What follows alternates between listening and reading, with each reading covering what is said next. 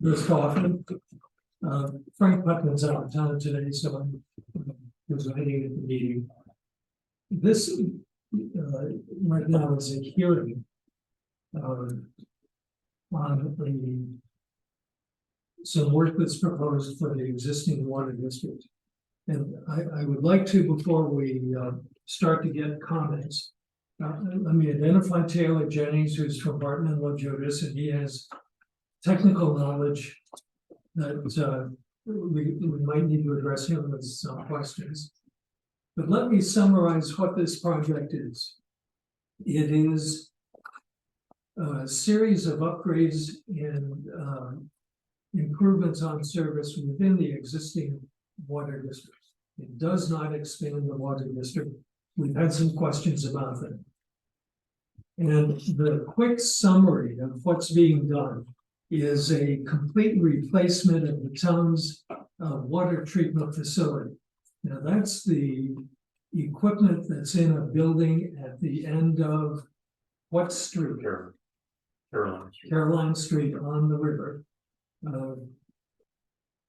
It's equipment that was installed in the mid-60s or early 60s.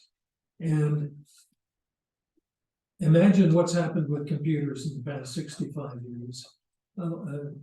Many improvements have been made in water filtration and water pumping in that period of time. And the assessment is that in addition to improving dependability, that this will actually lower maintenance costs and be an improvement in the long run for the community. But there does come some time when you have to replace equipment. I keep my cars running, aiming for 200,000 miles, and I haven't made it yet. It will upgrade the existing water storage tank coating system. There's some photos. Incidentally, this is the engineering study on this proposal. Anybody who wants to see it is welcome to look at it. In fact, we would copy sections of it if you want. The maps in here are large scale, fold out, so they don't copy easily.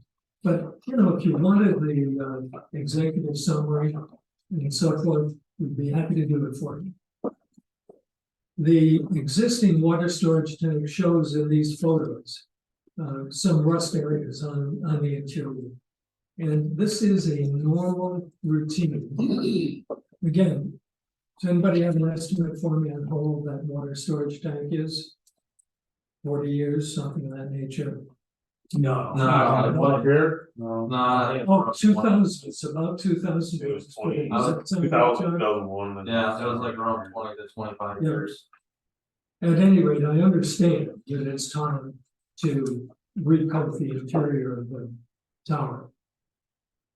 Installation of a redundant transmission main between the two sides of the village. Right now we have one. It runs under the bay. And if that one became inoperative, it would mean that this side of the village would be without water for some period of time while that was either replaced or some alternative was developed. Well, the plan is to run a new main around Bay Street and provide a second alternative, which not only would provide a second route from east to west or south to north, as the compass might be, but also it would keep that end of the main on Main Street flushed out better so that it wouldn't be a dead end stub. And we have a number of undersized water mains in the system right now. I know that some of our mains are 8-inch mains. I believe that 6 inches is nominally desired size for mains for many purposes. And we have some mains that are only 4 inches, some that are 2 inches, and one very short district that's 1.5 inches. And these things not only affect the water pressure, let's say in homes, Once you go down past on Main Street, past Bay Street toward Route 37. That's an area where there is reduced size in the mains. And not only would it affect the water pressure in the houses down there, but if we had a fire, it would affect fire pressure. You've probably seen the stories about that fire in Tucker Lake just recently. My goodness, we've got to have all the water pressure that the firemen can use.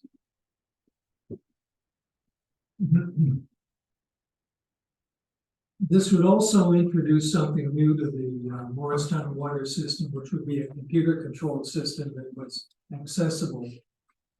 Tyler, can you explain at all what the SCADA system does? Sure, so SCADA is a data informational and control system. So it's a computerized system that runs through, it could run through the internet, could run through fiber lines between the two control panels, but ultimately what it does is it gives operators the ability to monitor the system remotely. That anyone who has access to it, as long as you have an internet connection, can log into it and monitor the system. In the new water plant, they can actually make changes remotely to the operations of it, pump speeds, pumping, chlorine, residuals. They'll be able to do that remote control, and really keep an eye on it. It sends out alarms to the operators. So it's monitoring the system. If it senses an alarm, it notifies them immediately so that they can pop on and see what's going on, and also, possibly fix it sooner rather than later. And it just really is, just from the operation standpoint, a really good thing for the system. And this again is moving from 20th century to 21st century. It's a rather common device to have installed in systems. Yep. And additionally, there are several homes, and I think it may only be 8, that are in the water district that don't have water service. So this would start to serve all the homes in the water district. That's the summary as I see it right now.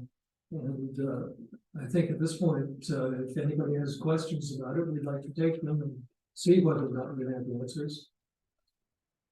Chris, is there going to be any time that, like, we don't have water when you're doing certain things? Well, one of the benefits from the construction of the new water pumping system is that we'll be able to build that and have it plumbed and almost ready to go before anything has to be done with the old water system.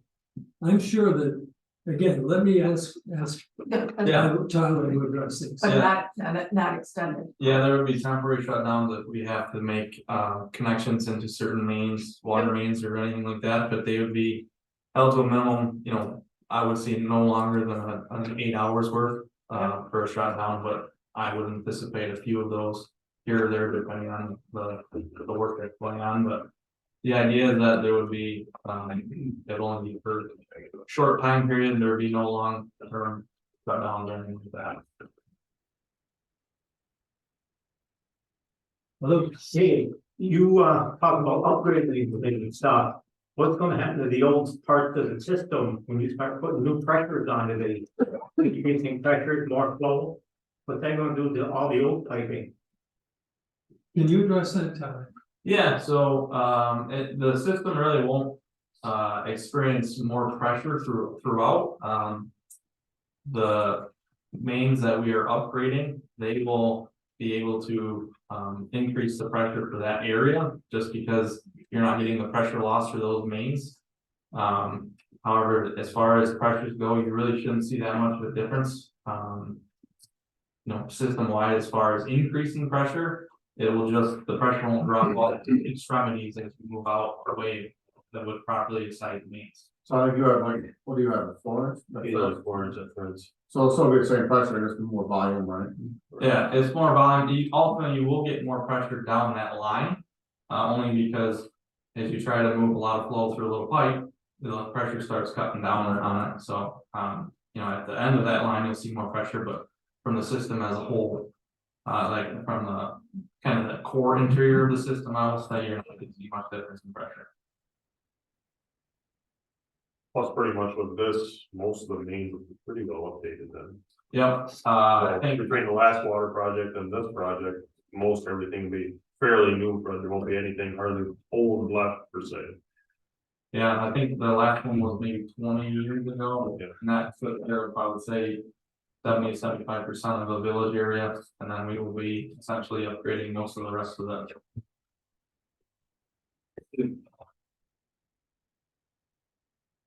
Is that a question, Michelle? Oh, yeah, I'm looking at you. Obviously, always wanna know about costs. I Yeah. saw that, it's 9.875 or 9.85 million, That's right. which would be borne by. I guess, the people in the water district. Like how much will that be spread out, like it? We've already talked, I think, in budget meetings about increasing the charge to the existing water district Yeah. users gradually.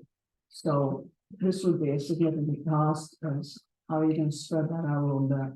Or are you gonna spread it out a little bit, I guess? I think we have something where we're gonna do a percentage. I remember right? The plan. If we did not do this project. The plan called for steps over 3 years to bring the revenues to a point where they would fund fund reserve so that we could replace equipment as it failed or as it came along. So you'd have a balance, you want, That's right. like the school districts, you wanna create a balance. And the 2024, I'm gonna use numbers that are calculated as average charges, because the cost does vary depending on whether somebody runs only a little water or runs a lot of water. But the average user this year is projected at $475.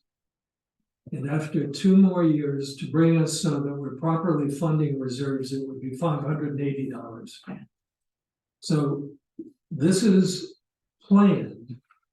And we plan to review it every year as to whether or not it's needed or appropriate. But it's planned to be at 580 in 2 years.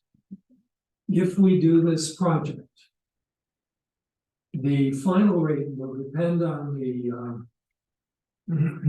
grant funding and loan funding that's available. There are 2 scenarios that are outlined.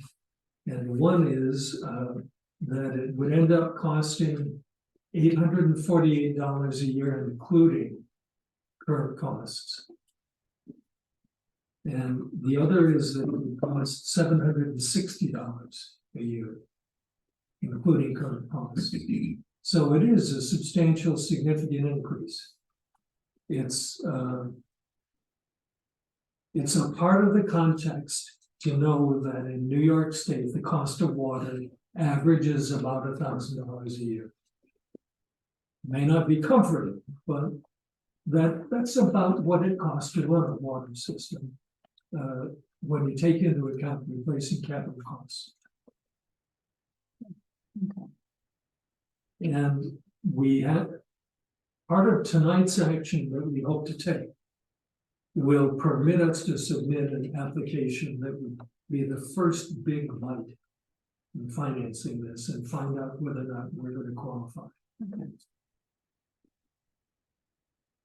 Yep, I think the only thing I would add is that in those numbers, the 848 and the 760, those scenarios, there is a capital reserve budget factored into that as well. So you guys are increasing your rates to try to get to that capital reserve area. In those rates, we had something built in there for an O&M reserve, basically, to start building a capital reserve for replacement parts in the future. Yes.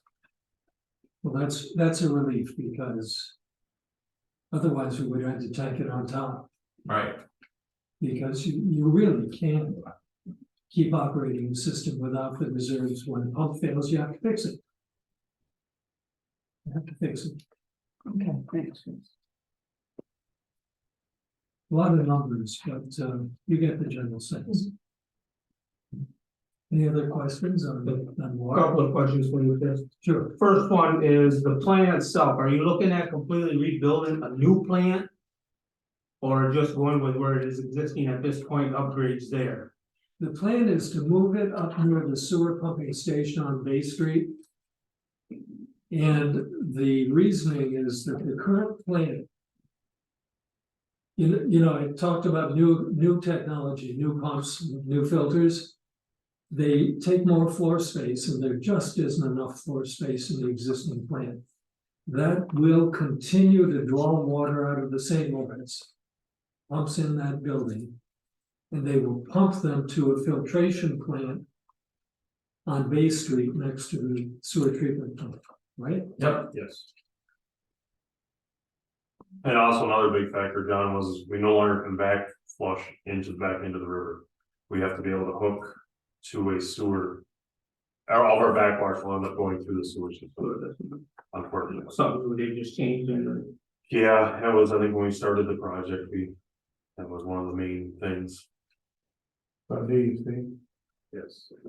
the other quick question, Chris, is I presume or hopefully you guys are still looking to try to get grants Absolutely. or whatnot. Cause I know Alec Bay just got a nice grant. There's been a few, Potsdam, I think, has got a nice grant. Yeah. Is hopefully we can get something out there to back it up, but Well, these numbers I quoted on cost are based on the assumption that we'll have some grants. And I'm optimistic, but then I don't know enough about the basis for the grants to really. You're an optimistic guy. That's right. They don't let me check that one off. No, I will add to that, you know, knowing the grant programs and the scoring criteria and everything. We anticipate that you should qualify very well for funding. There's New York State Environmental Facilities Corporation is a big entity that we use for funding water sewer projects. They have multiple programs. They have the Water Infrastructure Act grant. They also have the Bipartisan Infrastructure Law grant, which is the Bill grant acronym. You should be able to qualify for both of those.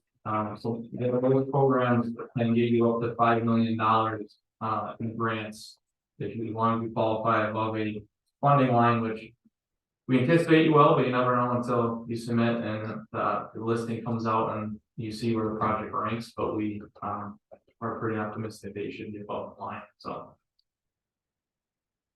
we typically will hear back on those in November, December timeframe as far as what's getting allocated for this funding year.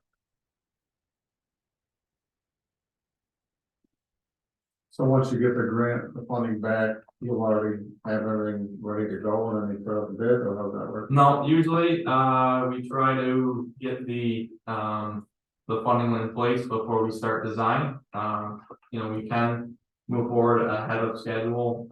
Generally, we usually reserve that for emergency situations. But you know, usually we try to get the funding in place, knowing that it's there. It doesn't have to necessarily close on it, but we want to make sure that it's allocated. And then we'll start designing and go through the process from that point. You had a question. Yeah, we're one of the houses that would get water if this goes through. I'm just wondering what the time frame would be. Are we looking at like in 2 years we might have water, or I mean, I would say at this point, you were from today, you're probably looking at a minimum of 2 years. It's probably going to be 3 years before the project is fully constructed. That's best case scenario. If the funding is in place this year, you're looking at about 3 years before the construction will be complete.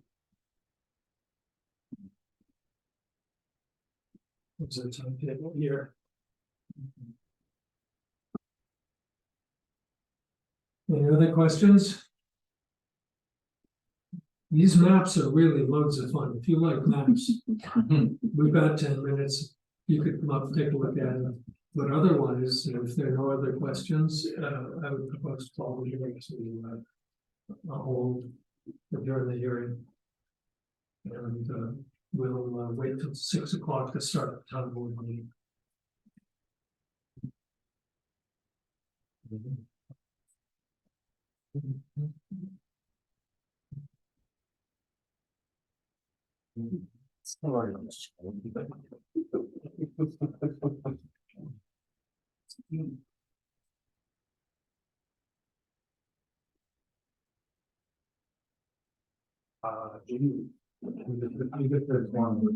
See that, maybe that one six. Right now, that we're. I think that's what Jimmy had told me today.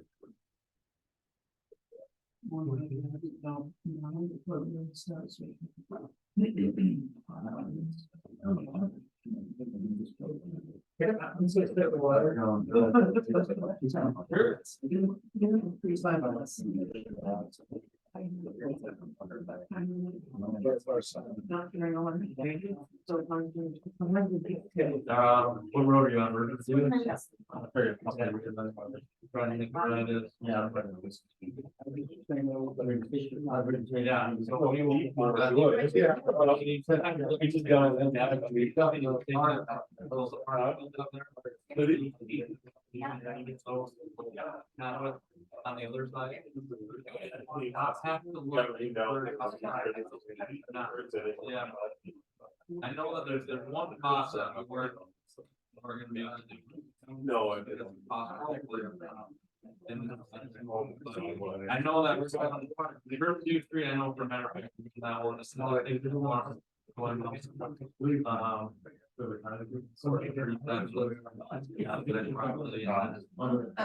Yeah, talk about that.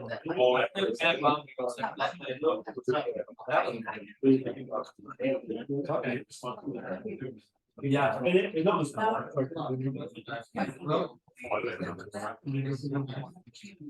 Oh, okay, nice. So they'll just, so.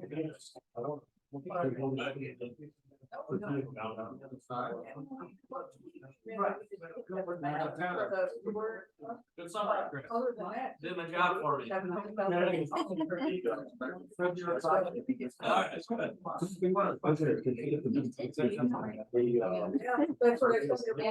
I haven't changed my last to NCC. And I'm treated as a typo, and I don't think I need to make a motion to change it. Okay. Take three. Yeah. Thank you. Yes.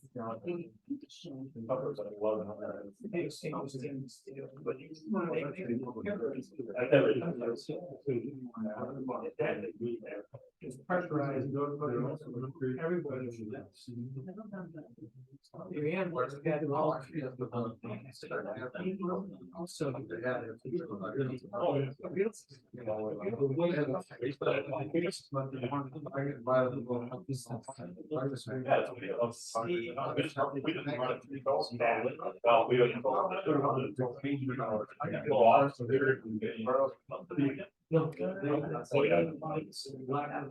Twenty-three.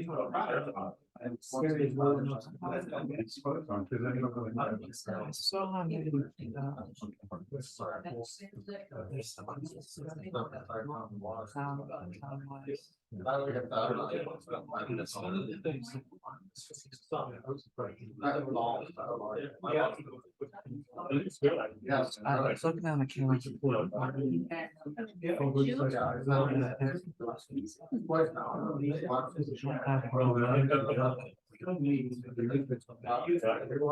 We had a special meeting on the May 28th.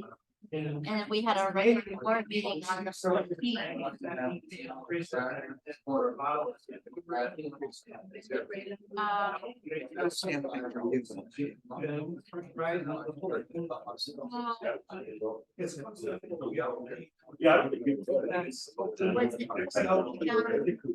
Yeah. The community, the comprehensive plan, the advisory committee, probably.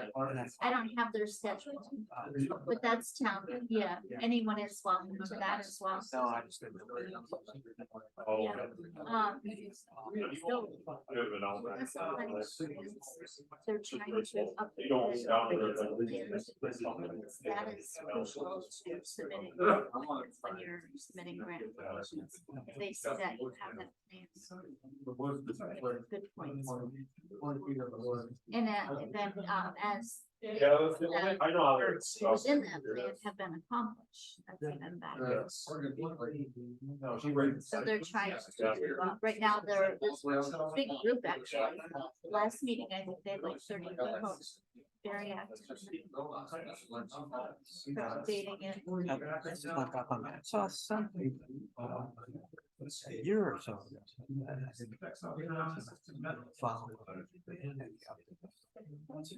You know, they spoke about it. That it was, that they have to get a copy out of the office for the grant that they wrote.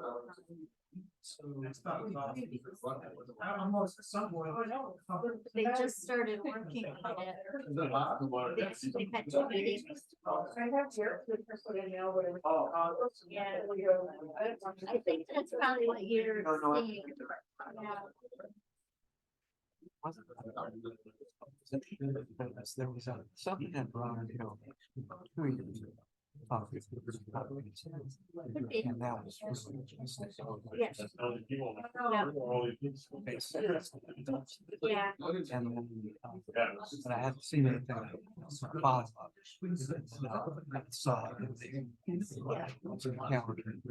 Talking about this. Yeah. I'll check. Yeah, that's what it is. Who would we have? Anne Marie Fitz Randolph is the chair. What's that? Jim Kelly is on it. Roughly a tire. Yeah, 2 of them are leaving.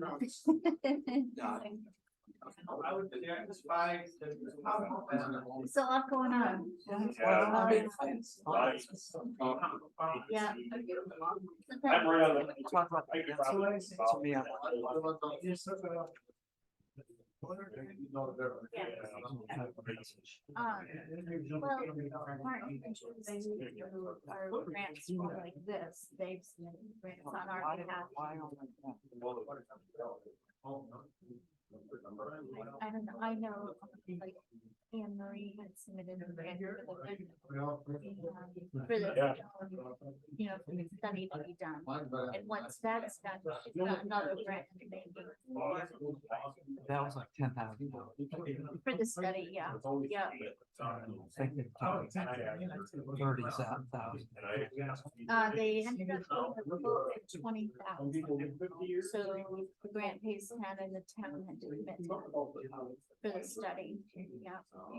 And then once the study is done, then we can submit that for another grant to actually do the work. You need that study done in order to, you know. Study to have the study. Yeah. To approve the study. To approve, yeah. To approve the funding for this. How do you find out? You know. If they're doing something. Well, I told you.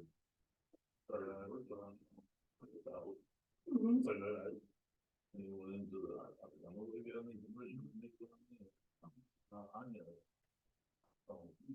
Right, I don't know if you have these on that resolution. I had this one, I told them, Close to that part. What's right? After October. I don't want to see it during the whole day. I got it. Yeah, that's it. Yeah, I know. And Taylor, is it the same one that? Yeah, I'll give you. Well, no, I have, if it's the same one that Andy provided us. It is, but I had a feeling. I really don't know. Okay. So there's a line that was, We're talking about like Mike, the guy. Yeah, Bar, the that top. was the date that he Not put in totally at the there. bottom, Yeah. so it's, you know, like that. Almost 69. I think you have one seat. The only second as far as That's not that straight, but. Okay, Alright. all right, thank you. Yep. Oh, yeah. Yeah. This one. That's what. For the rest of it, I think it's. No, wait, that's, yeah. This has to be done. Project is adopted.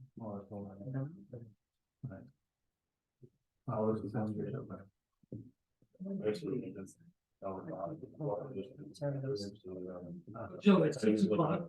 Where's that? Yeah. So let's call over to the meeting of the town board. Let's open the meeting with pledge. Yeah. Roger, need it, the flag of the United States of America, to the republic for which it stands, one nation, under God, indivisible, with liberty and justice for all.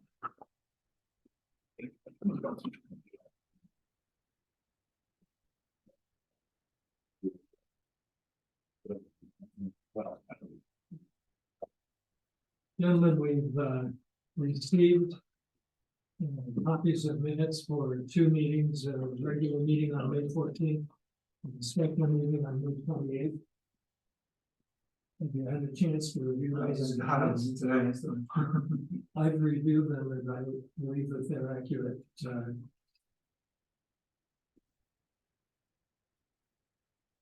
Would anyone like to make any changes? Now, can I have a motion to approve the minutes or accept the minutes as presented? No second. John and Jerry.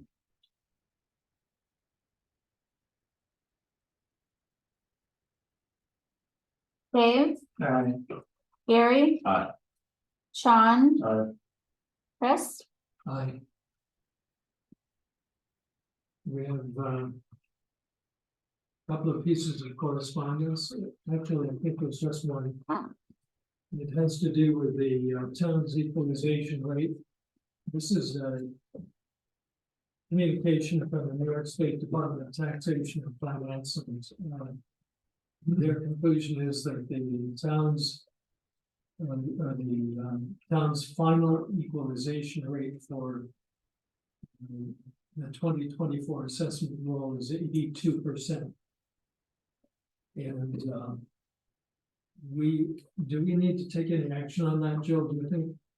No, it's just, I think it's worth noting our Yeah. equalization rate dropped by either 1 or 2 points in the past year.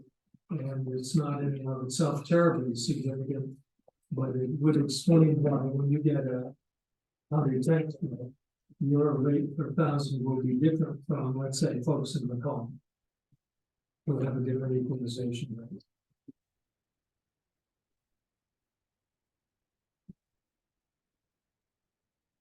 We have an opportunity for public comment. I wonder whether anyone would like to make public comment. Not in lieu of Joe Lightfoot. Rich? I'm wondering if the motor vehicle people have ever considered having evening hours for those of us that are working pretty hard during the week. I may be dreaming, but at one time maybe was that available? I was going to ask Mr. Lightfoot. No idea. He would have been the man to ask. Did anybody else remember that? Has it been an option at one time? You can do a lot of it online now. yeah. Well, all right. Maybe I ought to just throw it out. Sorry. Well, there was one other thing. At the transfer station, when I take my recyclable stuff and I buy the stickers and stuff, there it almost seems like nobody does, people are just throwing stuff in the recycling bin and they're not paying anything for it. And I wonder if maybe if they did a little more enforcement, maybe they'd get some more money. Yeah, you go down there, there's nobody else that can throw it wherever you want. It's an honor system and not everybody is Oh, there's Joe. honorable. Joe just pulling that and stand by. What's it? Joe's just pulling in, stand by. Oh, stand by, okay. I think that was Joe. Well, we can all. It's got a new record. I might have, you did some record last time? Yeah.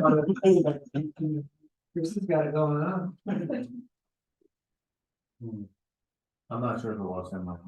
We can always go back. Yeah, we'll get back if Joe does join the meeting. Our, Yes. our May financial report is not yet prepared. Same situation with the Danic monthly report. I think that on a routine basis, we ought to consider the Danic monthly report timely if we get the April report in time for the June meeting. Yeah, yeah, we did have last month's. Yeah. It always comes like a day or two after our meeting. Yeah, they're recording. Sure.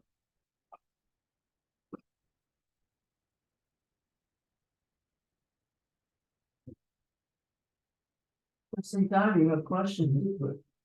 We have two questions for Joe, we saw you arriving, so we're holding the meeting. I thought it was going to be a heck of a meeting. I said, oh boy, you. Going. next to Pete, he can help me out. Oh, Well, in fact, we'd be delighted if you had things that you wanted to report to us. And also Rick Mazur had some questions about county business. We can Okay, take that you want to take note. care of those first, or whatever your pleasure is? Yes, I was wondering if the motor vehicle department might occasionally be open in the evening for the people that are working, 8 to 5 or whatever the Well, hours I work. I would say that it isn't an impossibility, but I doubt very much that the county clerk will go along with something like that. They're, really the only department that works those late hours is the highway department, and that's due to special things that come up. Sure. I understand. And what are you referring to? Driver's licenses or registrations or what? Boat registrations. Boat registrations, that sort of thing. But the folks told me that maybe if I was a little more up to date, I could do stuff online. Well, and there's a bad side of doing it online, because everything you're doing online is going to Albany. That's right, And St. Lawrence County doesn't see a nickel of that. that's right. If you go through the local DMV, either in Ogdensburg, Governor, Messina, or Canton, 12% of those monies come back to the county. And that's why I tried to do And it. that's no small amount of money by, Okay, well, the other thing I was asking about was up at the Ogdensburg transfer station anyway. I buy the stickers, for the recyclable stuff, but a lot of times, I'm sorry to say, people they're coming up there and throwing stuff in, and I feel like asking them, well, where's your sticker, but I think we get in more trouble. well, we have a new person that is in charge of the solid waste in St. Lawrence County. Mrs. Hooker is her name. I'll bring that up with her, and we realize it's a problem. Yeah. And to have somebody out there 24, well, not 24, but during the days that it's open, to keep an eye on it, it's a tough thing to do. I know. And It doesn't really justify paying somebody to watch this and stuff, but maybe if occasionally they slap somebody to this or whatever. well, I'm sure that she is aware of that, as was her predecessor. Absent keeping an eye on it, every day, all day, that's gonna happen. And to kind of answer that question about the benefit of renewing locally, I can probably take a little bit of time off from work and accomplish that goal of keeping the money in the county. Well, you can do it by mail to the county also, you know, it doesn't have to go to Utica or Albany. Mail it in if you don't have time. No, I learned a lot of stuff from Glad you did. Anybody else? No, the floor is yours, Joe. Frank is away and out of town tonight, but he. I apologize for being late.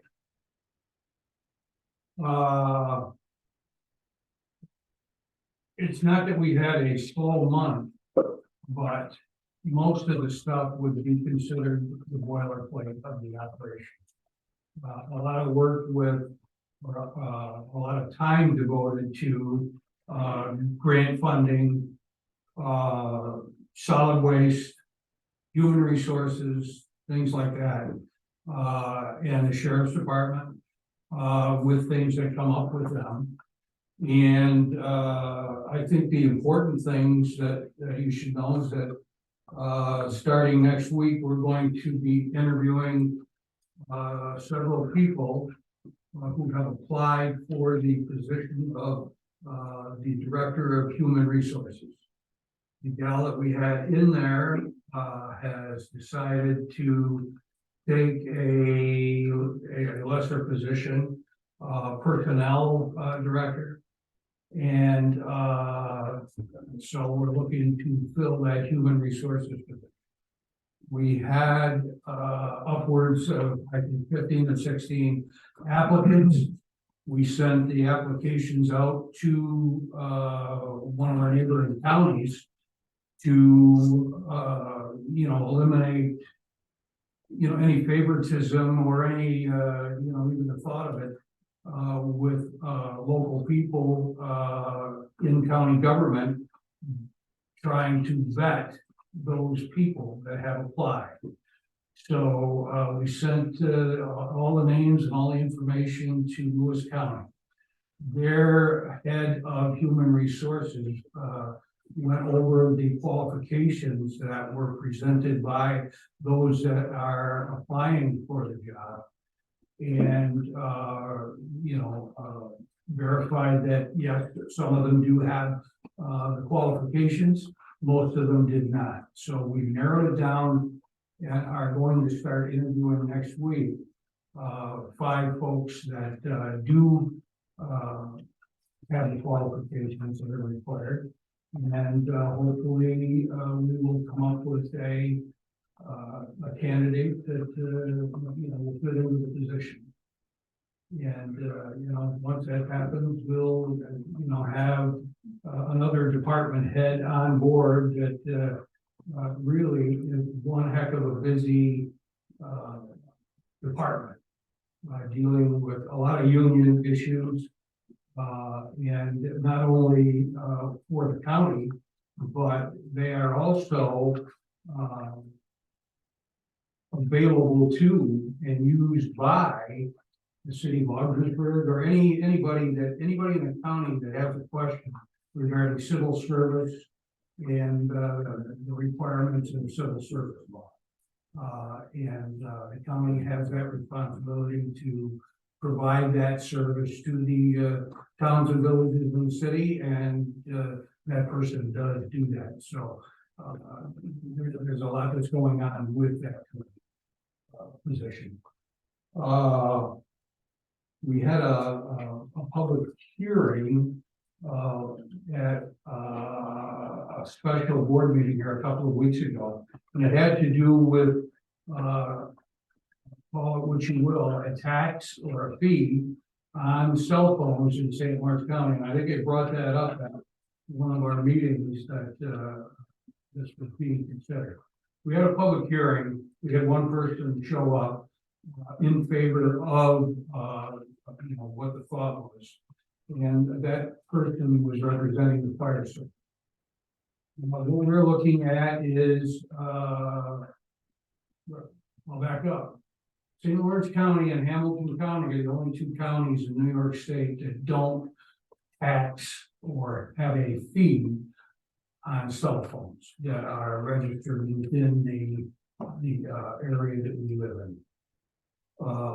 And as a result, we're missing out on about 30 cents a month on each cell phone.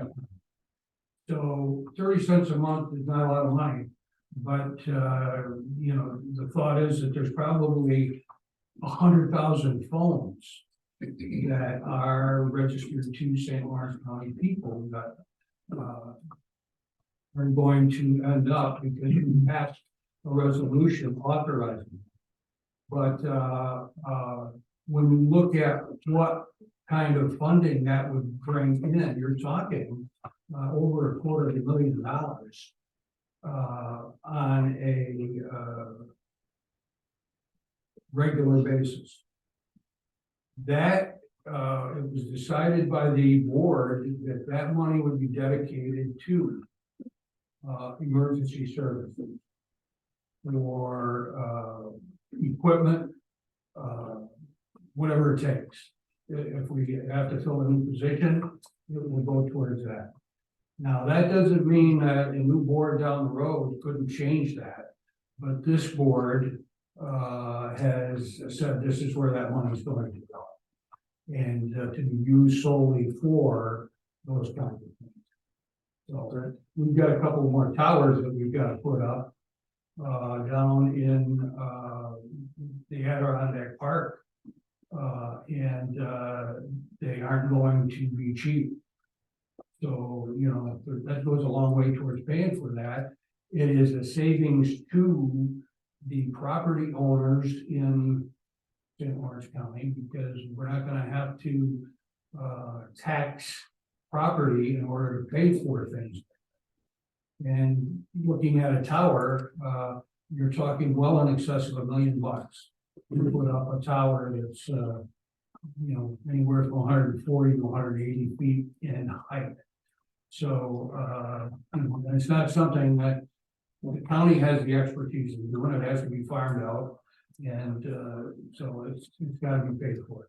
This is one way to accomplish at least partial funding for something like that, depending upon how long you can go banking this kind of money rather than using it immediately. And you know, just to show you that emergency services building is turned into a whopper as far as cost. And we're looking at least $7 million, and I'll bet it goes to $9 million by the time it gets done. With even the small changes that they've had to make.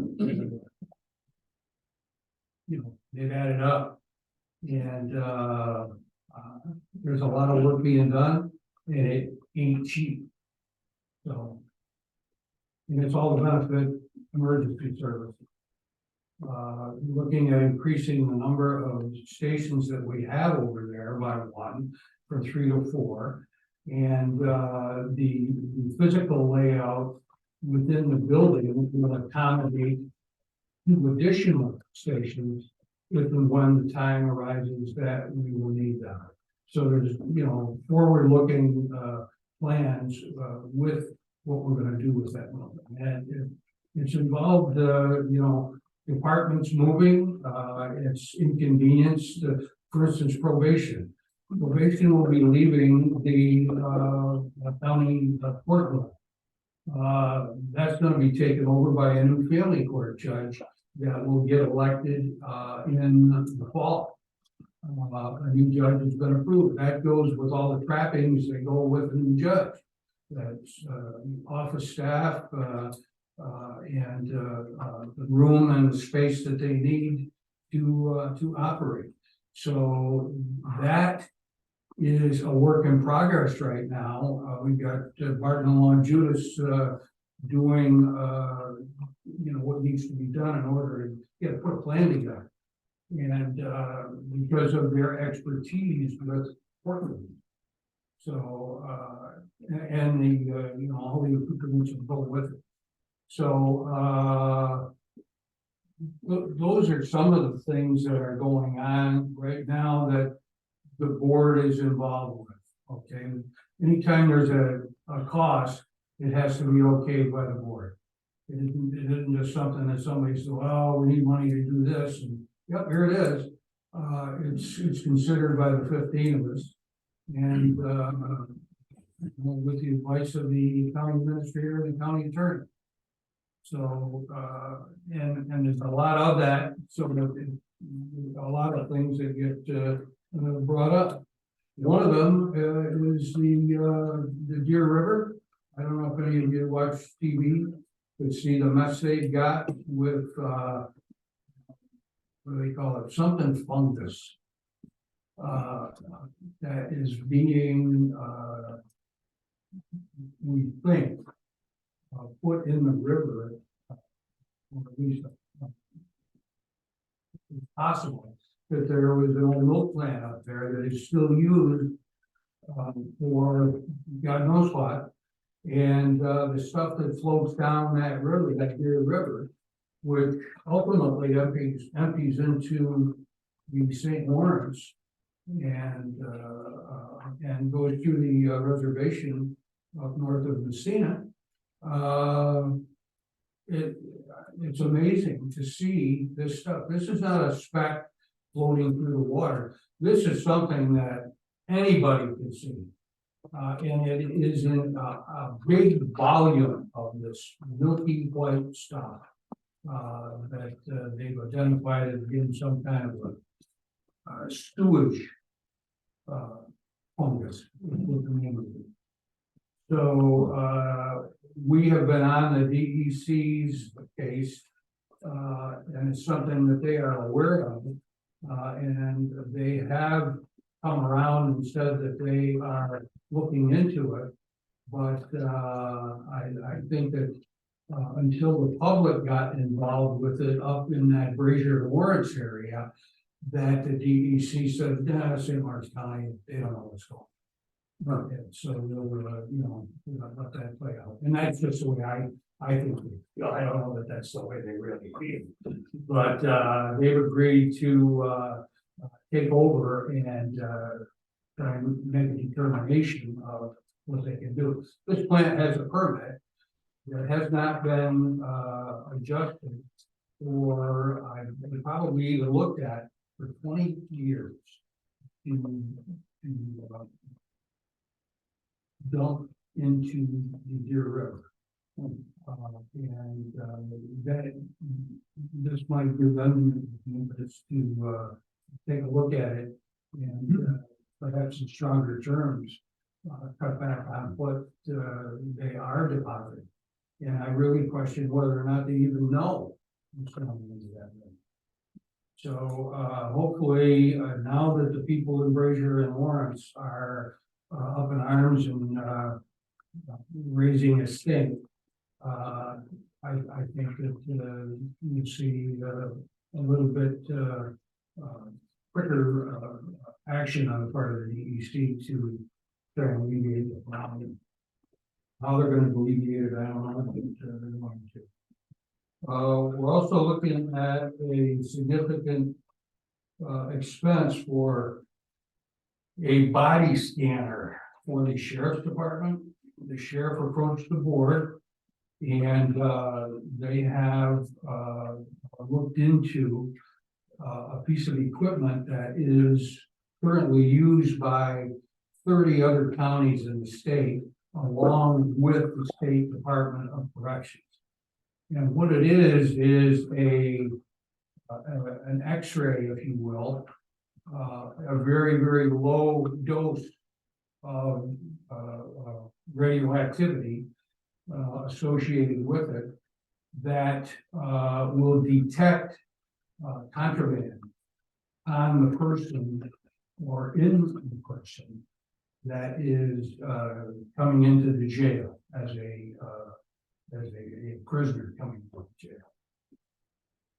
And sheriff, they went to the closest available place that has this is Plattsburgh, Clinton County, and they've had it for a number of years now. And everybody that comes into that jail, if they're going to be a resident there, goes through this process. And it's merely standing in a enclosed area, a cubicle kind of thing, where they are exiting. And it is apparently a very, very good tool. Finding things that are either contraband and illegal, or weapons that could be secreted on the body. Actually, you're getting rid of contraband, number one. People go in there, they brought drugs in with them, they're using them, they're fighting, they're doing, among other things. Now you're putting other prisoners, and more importantly, in my feeling, the security people within that jail, the corrections officers, you're putting them in jeopardy, because they're the ones that have to respond to all the mess that goes on in there between those that are jailed there. And I think what they do is they feel they look superhuman sometimes, and they don't listen to commands, so they have to be physically, held and restrained, in order to, maintain order. So we're looking at that. It's about $130,000 for this. And hopefully we can, find some grant money. But we approved it a week ago Monday to purchase this, and like I said, trying to do it without coming up, having to get taxpayers' money. Well, taxpayers' money, property taxpayers' money in St. Louis County. It's all taxpayers. Our auditors are starting, well, they've already started. The annual audit, internal audit of St. Lawrence County finances. We met with one of the CPAs with the firm that's doing it. That firm is Drescher and Malecki. They're from Erie County, in the Buffalo area. They've been our auditors for a number of years, probably since Peter was there. They do a good job. And we met with them, they explained to us again the process that they were going to follow. And once it gets going, we'll see how the financial people from outside see the county and the business that we're conducting there. And the last thing I bring up is that it's budget season again. We will be starting to put together a budget for 2025 here, probably towards the end of this month. So, which is the process that will go until that budget is presented to the full board sometime in November.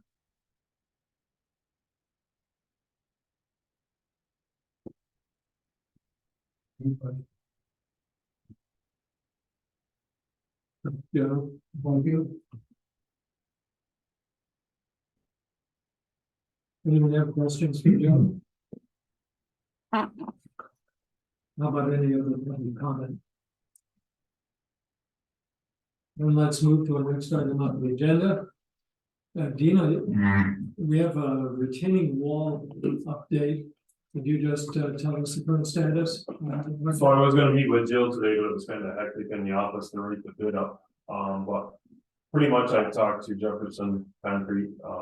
He had sent me some literature that will include in the bid, so we're getting a quality block, not for something that designed for it, so we have some grounds to go off of. So I'll get that up and I'll just have her email it around to you. So I'd like to try and get it out by the beginning of the week or get it advertised, so we can get it opened up. Does the board need to take any action, or can? I mean, I think long as, if anybody wants to read it, I can send it to you, the description of what I kind of came up with, so. Can I ask what the retaining wall is? Are we talking about this for the salt? We're talking about there's a wall under the sidewalk just before you get to Ellis. on that side of the Gotcha. Main Street, Yep, and the stone walls crumbling. gotcha. So the support on the sidewalk is endangered, and there's a water line that runs under the sidewalk, so it's Okay. not. So fix them all. So yeah, as long as we can move forward and not get that out. Excellent. Any other old business? Under new business, let's deal with the resolution on the water district improvements. Taylor, would you care to explain what this resolution does? Would you comment? So that resolution is what's called a 202B resolution. When you have an existing district, you're making improvements to it. We have, the board can pass what's called a 202B resolution, which basically identifies the improvement that you're looking to make, the total cost, the total estimated cost, and essentially allows the board to ultimately pass a bond resolution. So that document is used in funding applications to basically show that the town is committed to the project. Doesn't mean that you're gonna build it, doesn't mean that you're gonna go forward with it, just means that the bond resolution gives the town the ability to borrow money should the funding come into the project. So I guess that's really the basis of it. It's just the next step in getting the project to shovel-ready status for these funding applications that we talk about. It's really just the town saying, here's the improvements, here's the cost. We think it's in the interest of the public to move forward with it, and then that's what the resolution states. So I take this as a good faith statement of our intentions without committing the town to do it until it has. Funding, correct, yep, exactly. Any other questions, gentlemen? I'm gonna, I'll make the motion. Dave makes motion, No, second. Sean seconds. David, Aye. Gary, Sean, Aye. Chris. Aye.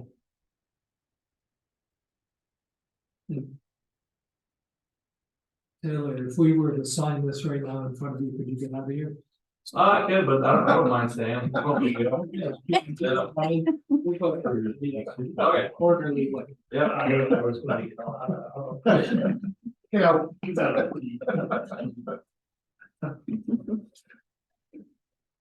Have all of you had a chance to look at the proposal for a bank telecommunications pad? Yeah.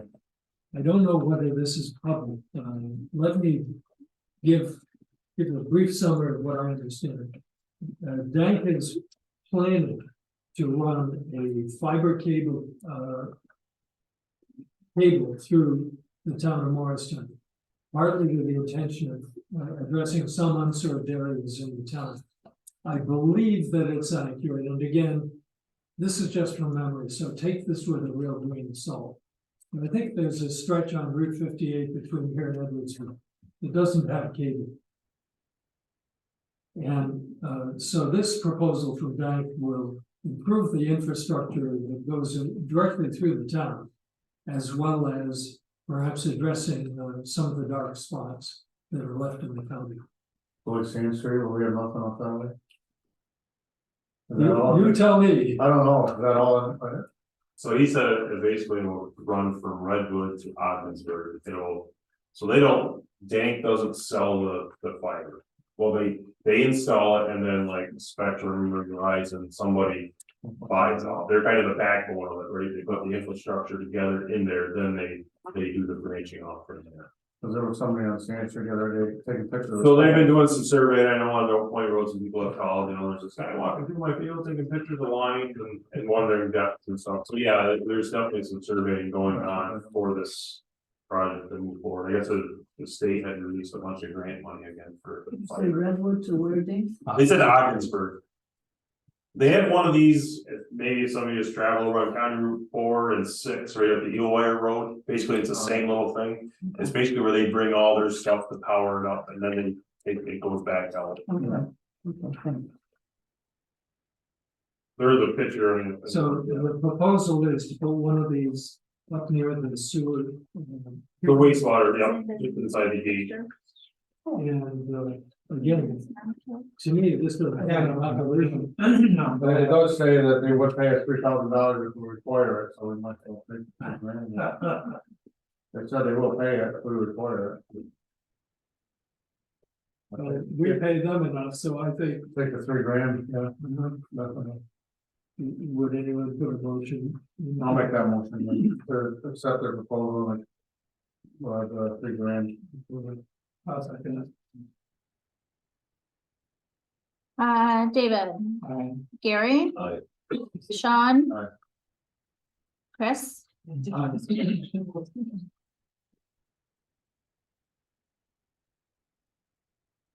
I want to give you a very brief report on what's going on with the planning committee to revise the comprehensive plan. We have some we have made a number of revisions. Just to show you, this is a typed up copy of the original comprehensive plan. The shaded spots are being reduced or eliminated, essentially because they have been accomplished. And Peter, who's a part of the committee, has been helping us keep the current draft up to date. We're having another meeting on Thursday of this week. And after we have that meeting, we'll put together the plan as of that point and send you guys copies. Because in July, we're going to ask you to accept these modifications in our comprehensive plan. Then we'll be able to do a grant application that's due at the end of July. That will mention the comprehensive plan and some of the things it calls for. I don't really think there's a lot of controversy in these changes.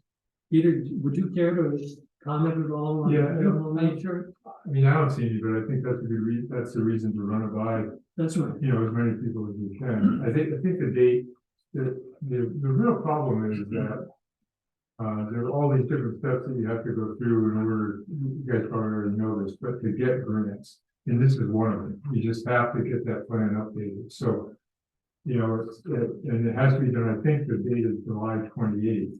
So, you know, if you don't, I think it's important to keep you informed, because if there are things in there you have serious objections to or something, we really ought to deal with them before, you know, before that date. So you'll have the final meeting on Sunday night? Yeah. Because the 28th, you gotta submit it by the 28th. That's right. We need to submit a grant application for a particular program on the 28th. Yeah. And we're gonna lean on the comprehensive plan as a part of the application. So we're asking you to look at this and say, yeah, I accept this as our planning document. Again, this is much like the resolution on the water district. That, the planning document doesn't commit us to do it. But it's got to be a good faith consideration of the goal stated here. You know, let's not adopt a document that says we're gonna interested in something that you know you don't want done. Yeah. So you'll see that in your little boxes before too long. And I don't know, it might take a week after the meeting, Peter, what kind of? Well, there are very few changes. There are only like 3 changes since that were suggested at the last meeting. Yeah. And one of them had to do with the boat launch on Black Lake. One of them had to do with water quality, you know, monitoring water chestnut stuff in Black Lake. Can't remember the 2 other minor ones for. But they, You know, so they're pretty small, yeah.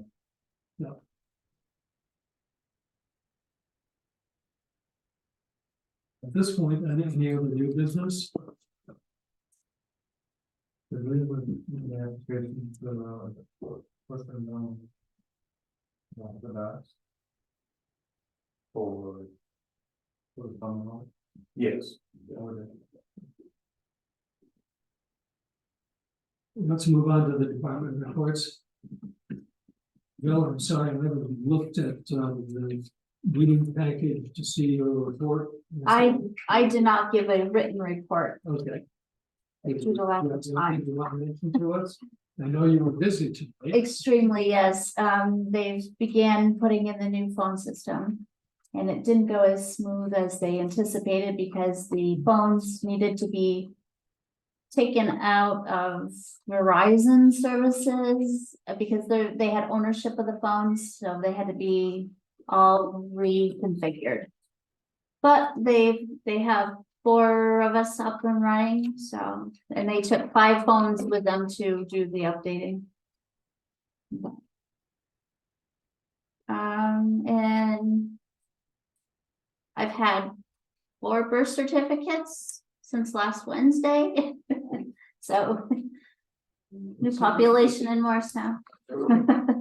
Yes. Thank you very much. You're welcome. Dean, would you bring us up to date on highway issues? Yeah, so, water and sewer's been pretty good. The highway barn's coming good, we're all completed out in the shop area, we're waiting on electricity. They're still working on that, they're telling me by the end of the month. We are scheduled to pave the last week of June. Heidelberg will be in to do our paving. They're doing the Stowe Road and Atwood. If there is some money left, I'm gonna turn and come down the Old Point Road. I have like a mile left there that we're not completed yet. If there's some left, he had said he would make sure there was time to do it while their equipment is here. Other than that, I just have some other stuff. I told you last month that basically International had canceled the truck we ordered after the fire. Due to a new motor situation that they don't feel that would, he doesn't want to push something down that's like they did in 2011. So the increase was $11,316. I do have, basically it's the same, it's a different chassis, it's an HX instead of an HV. It has the Cummins motor, which is 20 years old, with a lot less problems than an International motor. So, the only thing I would need, because they already have the voucher out there, was just like a resolution to accept basically the HX model. So they can put us back on the list. Doesn't really change the time frame. We're still looking at next fall, probably 2025. For the truck. It's just, it was a recommendation from them. Definitely a good recommendation. I'll make that motion to accept. John makes the motion to accept that. No, sorry. Mary seconds. David, Aye. Gary, Aye. Sean, Alright, Chris, Aye. The only other proposal I had was the roadside mower. I know we had money in the budget. I think we had around 20-ish, 23,000 in there to purchase one. The John Deere finally, well, it's not Casanova anymore, it is. I think P, they sold it, yeah. they did, so I think it's P dealer, John Deere dealer, which is Casanova. So the new ones are in the, on state contract for 26,147.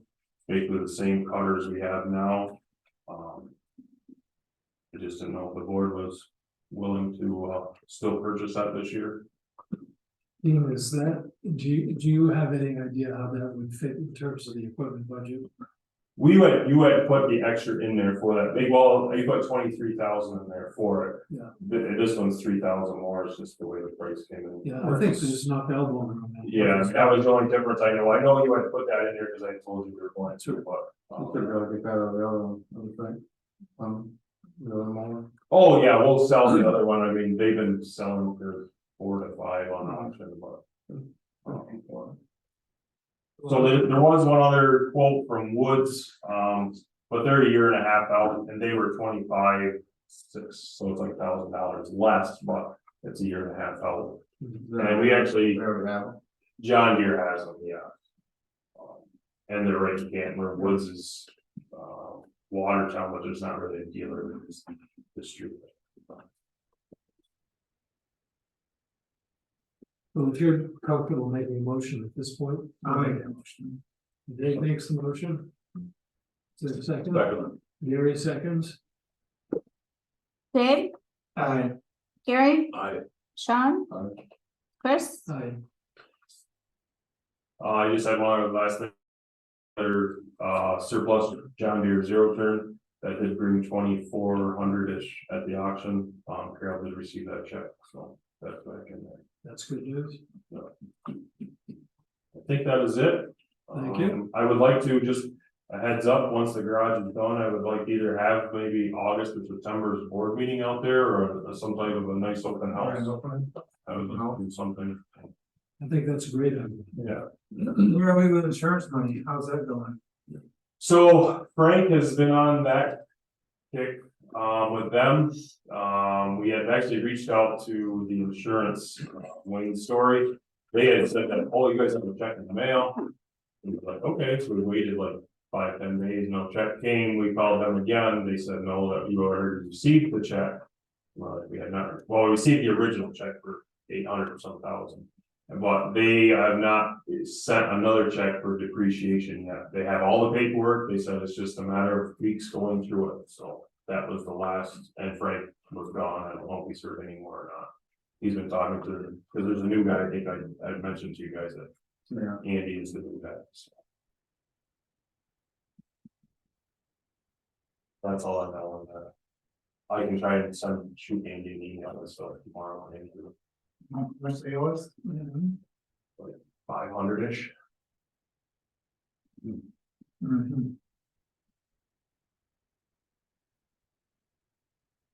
Cause we paid that money out, right? So we're waiting to recoup. Right. As far as I know, all the big stuff, like contractor wise, we owe just like the last 10% to the contractors, I believe. When you say 500-ish, 500,000, 500,000. Yes. Gotcha. Does that wrap it up? Highway? I am done, thank you. Super. Let's turn to Lisa. Do you have anything more you want to add, Lisa, to your written report? The only thing I would like to add is just that I met with Andy last Tuesday to get caught up and get an update on the Supreme Court litigation. So that's going according to what we thought. The notices that I had sent out, that I reported on last month for under the new junk law, they all expired Friday, this past Friday. So now I've touched base with 3 contractors to see about getting places picked up. And honestly, they're really hesitant, being single family occupancy, some stepping foot on somebody else's property. So I did talk to Andy about it, and it might be something that we might have to have law enforcement over this. That's basically, anybody reach out to the sheriff or state. No, yeah, just Just to give them a heads up. yeah, You know, that we might. cause I know one of the contractors that I've dealt with in the past, he will require it if it takes on the contract, so just because of the amount of garbage on some places, it's not gonna be a in and out kind of, get it by the road kind of thing, so it might be a little touchy.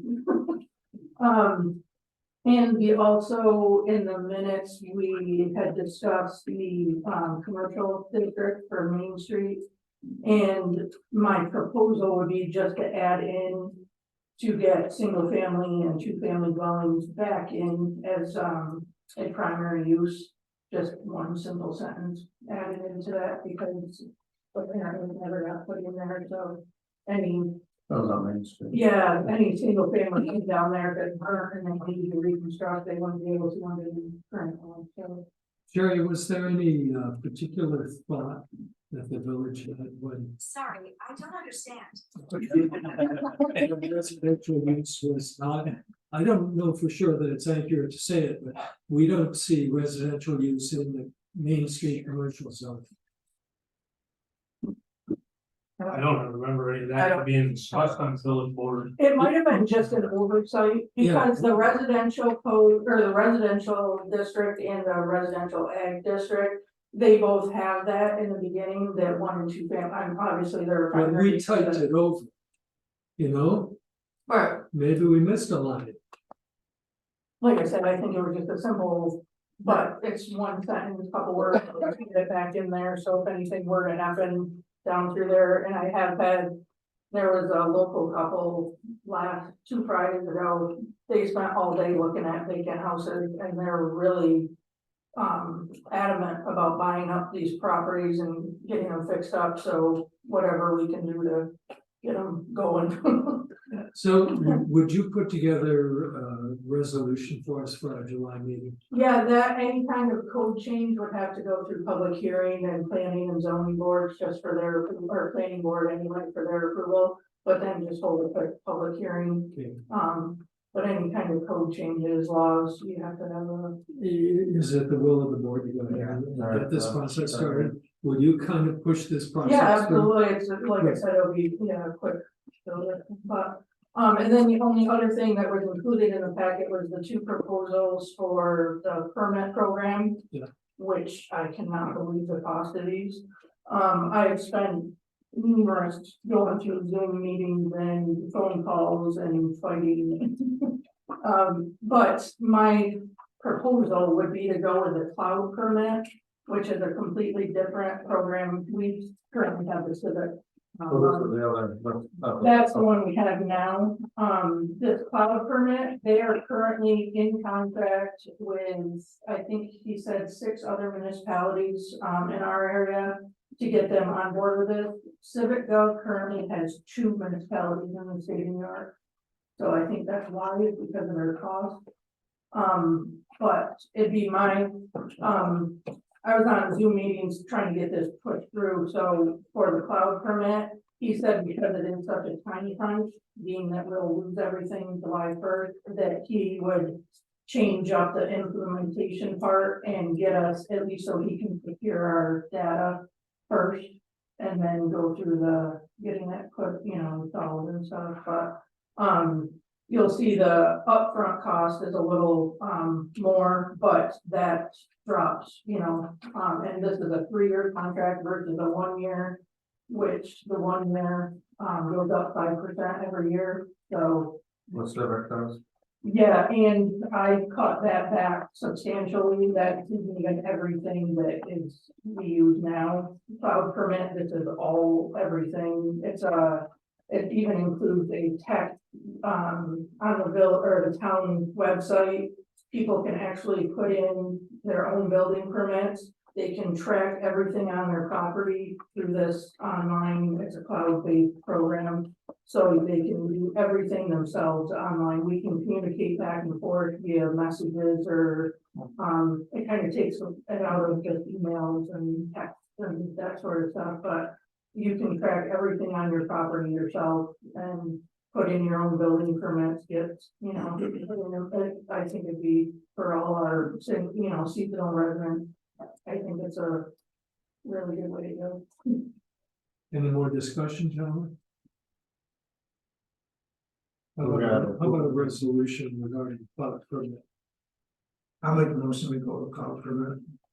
Sorry. Dave, Aye. Gary, Aye. Sean, Aye. Chris, Aye. We have a hidden report from the town assessor. That seems to me as if that's the essence of what we've got available in the department reports. Anything else, gentlemen, would like to do in other business? In that case. I'm going to visit. 5 to 7, you have to. We play 8:30. Sorry, Frank, I mean, we'll call Frank in the corner for that. How about a motion to adjourn? It makes the motion. Okay.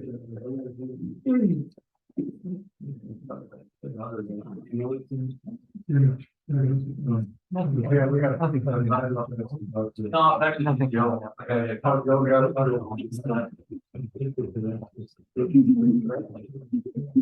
Daniel.